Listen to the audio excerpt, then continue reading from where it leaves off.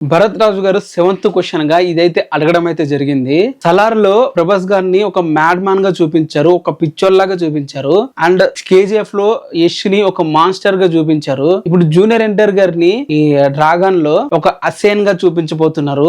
మీకు ఇంత పెద్ద స్టార్ హీరోస్ ఇలాంటి పాత్రలు వాళ్ళకి రాయాలని చెప్పి మీకు ఎలా అనిపిస్తుంది అని చెప్పి ప్రశాంత్ నీల్ అయితే అడగడం అయితే జరిగింది. దానికి ప్రశాంత్ నీల్ ఇలా అయితే సమాధానం అయితే ఇచ్చాడు. ఇది ఎలా చెప్పాలో తెలియట్లేదు.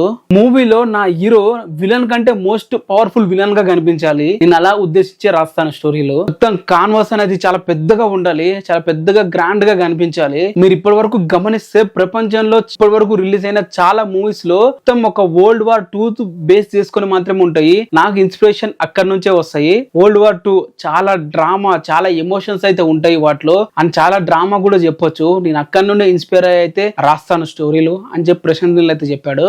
అండ్ ఇంకొకటి ముఖ్యమైన విషయం ఈ వీడియోలో చెప్పింది ఏంటంటే తను తీసిన ఈ కేజీఎఫ్ గానీ, సలార్ గానీ, లేకుంటే డ్రాగన్ గానీ, ఈ 3 మూవీస్ ఇంకా చివరి మూవీస్ అనమాట తనకి. దీని తర్వాత ఈ జానర్ లో మూవీస్ అనేవి చెయ్యను అని చెప్పి అయితే అనౌన్స్ అయితే చేశాడు. చాలా మందికి డౌట్ ఉండొచ్చు, మరి డ్రాగన్ అనేది పార్ట్ 2 ఉండదా, పార్ట్ 1 తో కంప్లీట్ అయిపోతుంది అంటే పార్ట్ 1 పార్ట్ 2 రెండు కంటిన్యూస్ మూవీస్ అవి. ఇక్కడ స్టాపింగ్ అనేది ఉండదు. సో రిలీజ్ విషయంలో స్టాపింగ్ ఉంటుంది తప్ప ఆ మూవీస్ అన్ని కంటిన్యూస్ గా ఉంటాయి కాబట్టి అదొక సింగిల్ స్టోరీగానే మనం గుర్తించాలి. సో ప్రశాంత్ నీల్ గారు ఇవి ఇంకా 3 మూవీస్ అంట ఈ జానర్ లో తీసేవి, తర్వాత చైనా అని చెప్పి అన్నాడు. అప్పటికి ప్రశాంత్ నీల్ గారు చాలా మంది రిపీటెడ్ గా తీస్తాడు, ప్రశాంత్ నీల్ ఎప్పుడు అవే స్టోరీలు తీస్తాడు అని చెప్పి నన్ను అన్నా కూడా నేను తీసే స్టోరీ ఏంటో నాకు బాగా తెలుసు, నేను తీస్తున్నాను నాకు అన్ని బాగా తెలుసు.